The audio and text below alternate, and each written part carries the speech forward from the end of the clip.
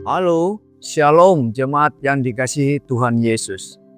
Salam jumpa kembali dalam Renungan Masa Prapaskah 2026 GKI Wiyung Royal Resident bersama saya Okstan. Hari ini kita memasuki hari ke-17 dalam masa Prapaskah. Tema renungan kita hari ini, kasih menembus perbedaan keyakinan.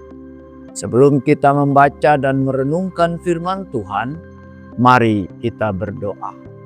Tuhan, kami bersyukur atas kasih dan pemeliharaan Tuhan dalam hidup kami.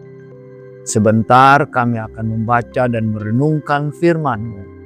Buat kami mengerti, memahami, dan dalam tuntunan Roh Kudus kami dapat melakukannya dalam hidup keseharian kami. Dalam nama Tuhan Yesus, kami berdoa dan menyerahkan jam renungan ini. Hosiana. Amin. Bacaan diambil dari Yohanes 4 ayat 9 sampai 10 yang berbunyi demikian. Maka kata perempuan Samaria itu kepadanya, "Masakan engkau seorang Yahudi minta minum kepadaku, seorang Samaria? Sebab orang Yahudi tidak bergaul dengan orang Samaria." Jawab Yesus kepadanya, "Jikalau engkau tahu tentang karunia Allah dan siapakah Dia yang berkata kepadamu, 'Berilah aku minum,' niscaya engkau telah meminta kepadanya dan Ia telah memberikan kepadamu air hidup." Umat Tuhan, pernahkah kita berada dalam situasi diharuskan berinteraksi dengan seseorang yang berbeda keyakinan? Lalu timbul rasa canggung, curiga, atau bahkan enggan. Mungkin tetangga beda agama, rekan kerja yang berbeda aliran, atau saudara yang pilihan imannya tidak sama dengan kita. Tanpa sadar, kita sering membangun sekat-sekat yang membuat kita enggan melangkah mendekat, apalagi menunjukkan kasih. Kisah di dalam Yohanes 4 ayat 9 sampai 10 berbicara tentang pertemuan Yesus dan perempuan Samaria di sumur Yakub. Latar belakangnya rumit. Orang Yahudi dan Samaria sudah bermusuhan selama berabad-abad. Mereka sama-sama mengaku menyembah Allah, tapi cara dan tempat beribadah berbeda. Orang Yahudi menganggap orang Samaria sebagai bangsa yang najis dan karenanya tidak mau bergaul dengan mereka. Itulah sebabnya perempuan Samaria itu menjadi kaget ketika Yesus, seorang Yahudi, meminta minum. Karena itu perempuan Samaria itu bertanya, "Masakan engkau seorang Yahudi minta minum kepadaku seorang Samaria?" Namun Yesus merespons dengan cara yang sangat berbeda. Ia tidak sibuk membela identitasnya atau menjelaskan mengapa ia melakukan itu. Justru Yesus memakai pertanyaan perempuan Samaria tersebut untuk masuk dalam percakapan yang lebih mendalam, yaitu tentang karunia Allah dan air hidup. Yesus melihat melampaui perbedaan keyakinan dan status sosial. Yesus memandang perempuan itu sebagai seorang yang haus, namun bukan hanya haus air, tetapi juga haus akan kasih, penerimaan, dan kebenaran. Perempuan itu datang ke sumur di siang hari yang terik sendirian. Kemungkinan besar karena ia dikucilkan oleh masyarakatnya sendiri.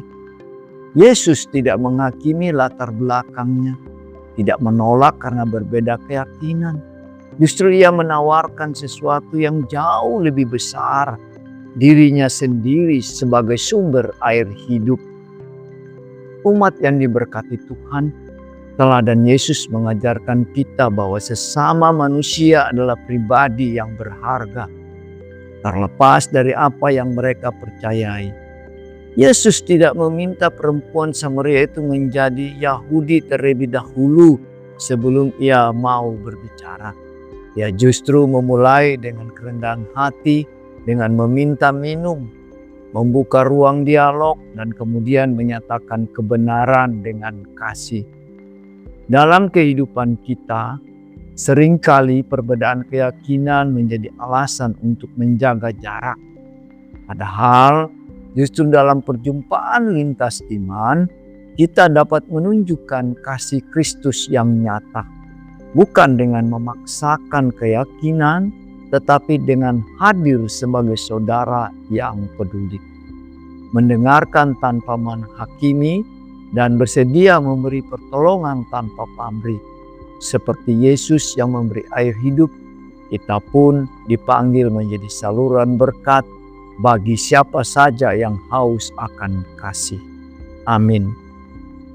Mari kita merefleksikan, adakah orang yang berbeda keyakinan dengan kita yang selama ini kita jaga jarak? Apa yang menghalangi kita untuk menunjukkan kasih kepada mereka? Hari ini saya mengajak kita untuk mengambil komitmen, ambil satu langkah sederhana minggu ini untuk menunjukkan kebaikan kepada seseorang yang berbeda keyakinan. Bisa dengan sapaan ramah, bantuan kecil, atau doa tulus untuk kebaikan mereka. Mari kita berdoa.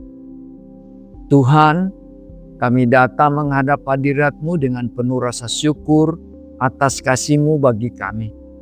Tolonglah kami agar mampu mengasihi sesama kami tanpa membeda-bedakan, termasuk kepada mereka yang berbeda keyakinan dengan kami. Dan biarlah dalam sikap iman seperti ini, kami menghidupkan teladan-Mu dalam membangun komunikasi dengan perempuan Samaria. Dalam Kristus kami berdoa. Amin. Kiranya Tuhan menyertai kita sepanjang hari ini. Sampai berjumpa kembali esok hari. Tuhan Yesus memberkati.